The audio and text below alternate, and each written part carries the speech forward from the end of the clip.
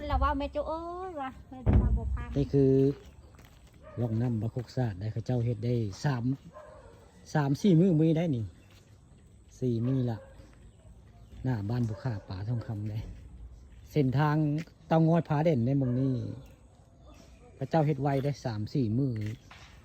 รู้สึกว่าจะเละเลยนี่บริเวณหน้าบ้านบุค่าได้ป่าทองคำพาชมแล้วนี่พระเจ้าเฮ็ดห้องน้ำคลองน้ำพระคุกศาสตร์ตำบลนาตาลละเมื่อคืนนี้ก็มีได้เขาเจ้ามีโครงการมาเนาะคักแล้วบานปีสิมาน้ำคือบุท่วมเพื่อนบ่คลองน้ำเขาเจ้าเฮ็ด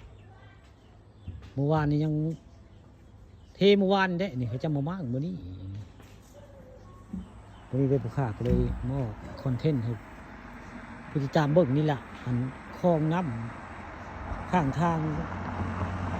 ดำพระคุกศาสตร์ตำบลนาตาลตัวนี้เจ้าว่ามือนี่สิเลี้ยวได้มือนี่สิเลี้ยวมองนี่มือนี่สิเลี้ยวได้เขาเจ้าเขาเทตัวนี้ได้หนิเทมืออื่นเลี้ยวได้หนิมือมีคาดว่าคือสิรถเข้าได้อยู่ด้องมือเจ้าเทเลี้ยวใช่มันก็จะเทคักแต่เขาเจ้าใช้เล็กง่าย